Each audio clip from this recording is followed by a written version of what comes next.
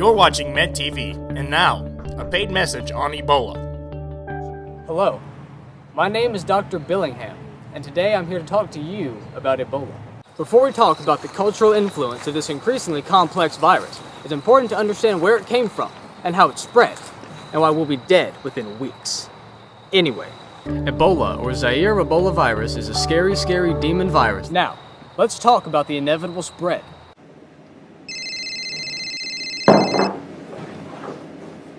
You probably thought this was just a safe, festive holiday mug.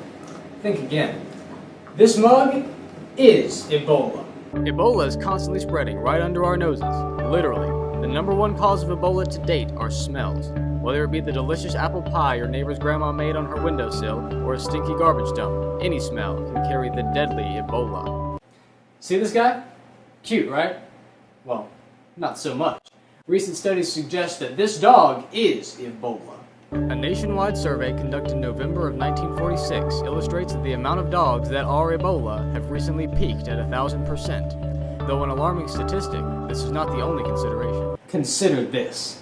Music. Vocal or instrumental sounds combined in such a way as to produce the beauty of form, harmony, and expression. Who'd have thought they could be the form, harmony, and expression of a deadly virus? Ebola doesn't just spread through intimate contact. In fact, the only thing that spreads faster than Ebola is ignorance. In a microscopic study of music, it was discovered that each and every measure contains key components of Ebola. Take, for example, Beethoven's Fifth Symphony. Largely considered a classic masterpiece, it has quickly become a modern pandemic. Overlooked in the past century, the piece is written in the key of E-flat Bola. So what in Ebola's name can we do to prevent our species' inevitable destruction? I'm afraid we can't. But as a doctor, I don't get paid to tell you that. A strict regimen of Bayer baby aspirin could lower your chances of Ebola by 0.004 Ebola, and just one Ebola a day can reduce your risk of Ebola by 1 Ebola per Ebola. That being said, talk to your doctor and ask if Yaz for Men is right for you.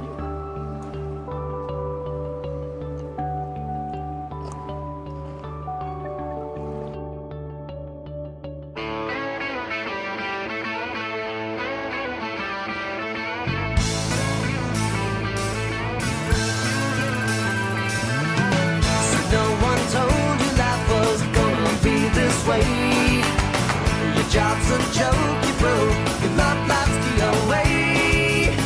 It's like you're always stuck in second gear, when it hasn't been your day, your week, your month, or even your year. But I'll be there for you when the rain starts to fall. I'll be there for you when the feeling goes. I'll be there for you.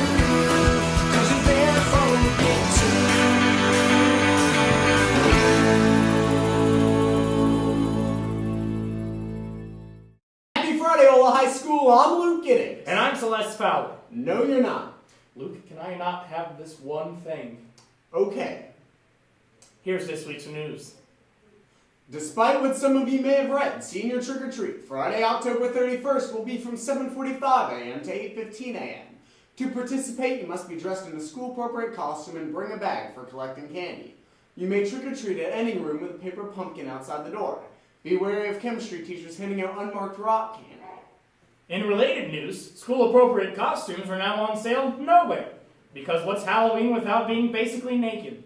Our next senior lunch will be on Halloween.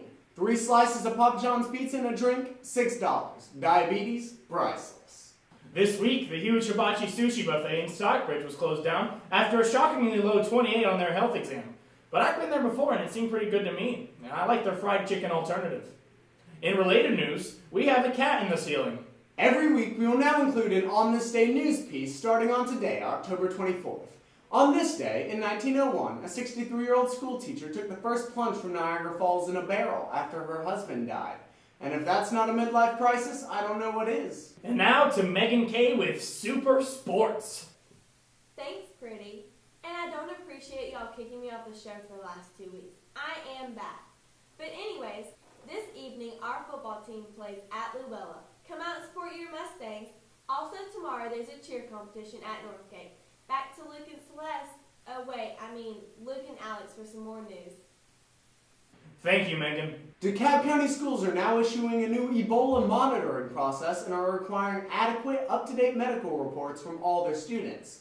The real question is, why aren't we taking these precautions? So to answer that question, today we've invited county correspondent Alex Barlow to speak with us.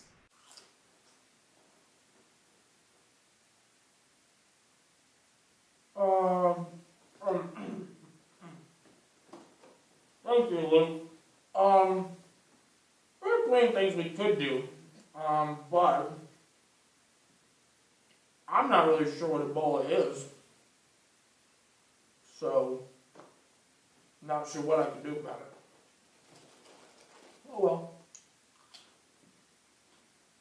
Thanks, Alex. Anyway, the Vex Robotics team has a competition November 1st, right here at OLA, with their super smart, untrustworthy robots. In future news, OLA is infested with rogue killer robots. All FCCLA members make sure to bring a bag of candy to room 404 by October 27th. The announcement doesn't particularly say why, but we can take a good guess. This month is Anti-Bully Month, and I just wanted to take a moment to speak on the subject. Before you go out of your way to ruin someone else's day, take a step back and look at yourself. You aren't perfect either. No one is. Honestly, if you know it's hurtful, just don't say it. It's that simple. In an effort to help feed the hungry this Thanksgiving, Miss Kaysen is looking for students to volunteer. Not only would you be making a strong positive impact on your community, but you would be finally doing your mandatory volunteer hours for your clubs. There are Bible Club meetings every Wednesday at 7:45 a.m. in the Learning Center conference room. BYOB. Bring your own Bible. Well, that's all for this week, Mustangs. Tune in next week for more Mustang TV. Signing off from 357 North Ola Road, I'm Luke Giddings. And I'm Alex Barlow. Oh yeah, Celeste usually does like a really dumb thing here, yeah? Yeah. Oh well.